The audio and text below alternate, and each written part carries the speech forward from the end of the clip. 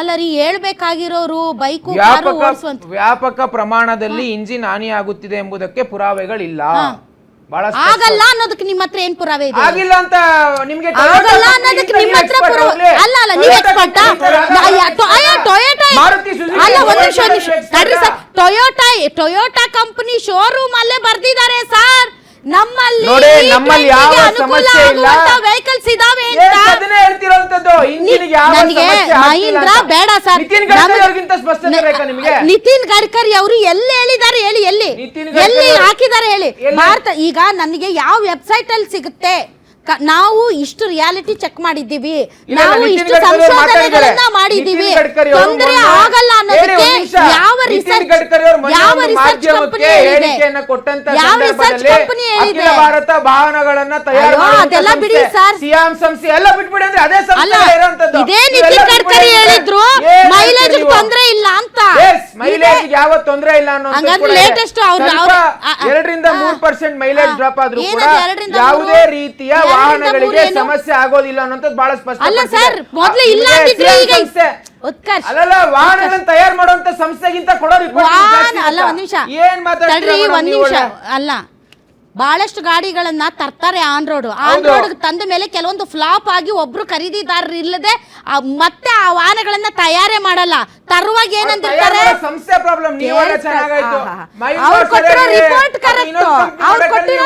Correct ಏನ್ ಹೇಳ್ತೀರಾ? ನೀವ್ ಹೇಳ್ತೀರಾ ತಪ್ಪಾಗಿ ಹೇಳ್ತಾ ಇದ್ದೀರಾ. ಭಾರತ ವಾಹನ ಸಂಶೋಧನಾ ಸಂಸ್ಥೆ ARAI, ಭಾರತೀಯ ವಾಹನ ತಯಾರಕರ ಸಂಘ ಸಿಯಾಮ್ ಹಾಗೂ ತೈಲ ಕಂಪನಿಗಳ ಸಹಯೋಗದಲ್ಲಿ ವ್ಯಾಪಕ ಪರೀಕ್ಷೆ ನಡೆಸಿದ ಬಳಿಕವೇ E20 ಪರಿಚಯಿಸಿದ. ತಪ್ಪು ಅಂತೀವಿ ಆಟೋಮೆಟಿಕ್. ಹಾಗಾಗಿ ಸಂಸ್ಥೆಗಳಿಗಿಂತ ಎಕ್ಸ್ಪರ್ಟ್ ಗಳ ನಾವು. ಹೌದು ಜನ ಎಕ್ಸ್ಪರ್ಟ್ಸ್, ಹೌದು ಜನ ಎಕ್ಸ್ಪರ್ಟ್ಸ್, ಹೌದು ಜನ ಎಕ್ಸ್ಪರ್ಟ್ಸ್, ಹೌದು ಜನ ಎಕ್ಸ್ಪರ್ಟ್ಸ್, ಹೌದು ಜನ ಎಕ್ಸ್ಪರ್ಟ್ಸ್.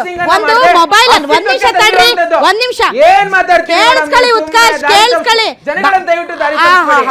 ಜನ ಬಾಯಿ ಬಂದಾಗ ಮಾತಾಡ್ತಿದ್ರೆ ಕೇಳಿಸ್ಕೊಳ್ಳೋ ಕಿವಿ ಇರ್ಬೇಕು. ಜಾಣ ಕಿವುಡು ಜಾಣ ಕಿರುಡು ಕುರುಡು, ಜಾಣ ಕಿವುಡು ಜಾಣ ಕುರುಡು, ಜಾಣ ಕಿವುಡು ಜಾಣ ಕುರುಡು. ತೆಗಿರಿ ಸೋಷಿಯಲ್ ಮೀಡಿಯಾ ತೆಗಿರಿ.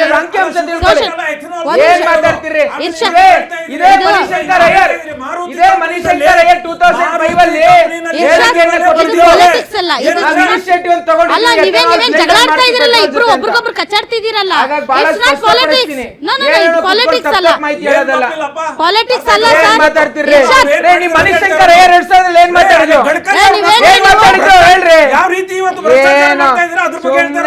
ನೀವೇನ್ರಿ ಟಾಪಿಕ್ ಮಾತಾಡ್ಬಿಟ್ಟು ಅನಗತ್ಯ ಮಾತಾಡ್ತಿರಲ್ಲ ನೀವಿಬ್ರು.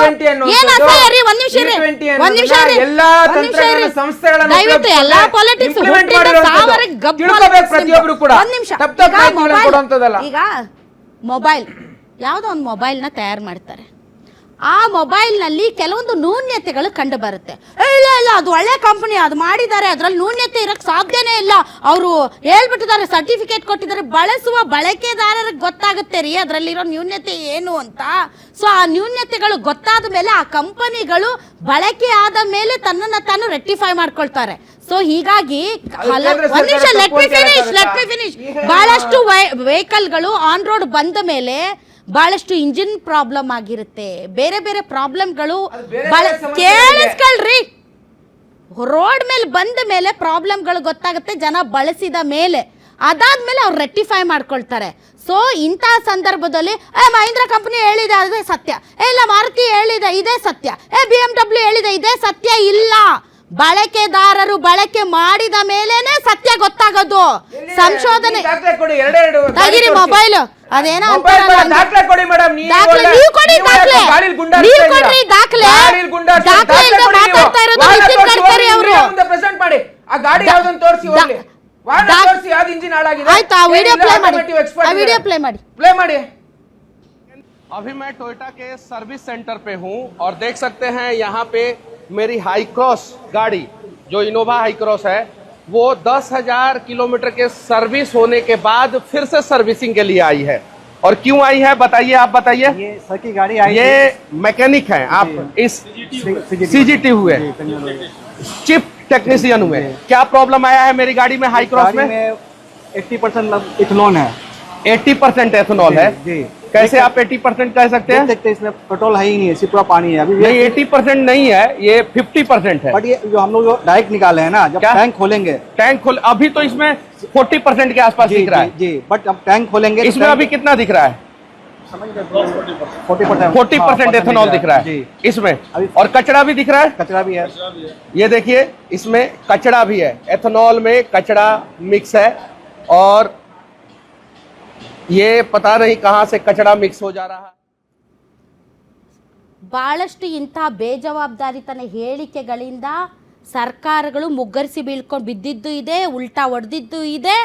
ಅದರಿಂದ ಮತ್ತೆ ತಾವು ಮಾಡಿರೋದು ತಪ್ಪಾಗಿದೆ ಅಂತ ಹೇಳಿದ್ದಿದೆ, ಎಲ್ಲ ಇದೆ.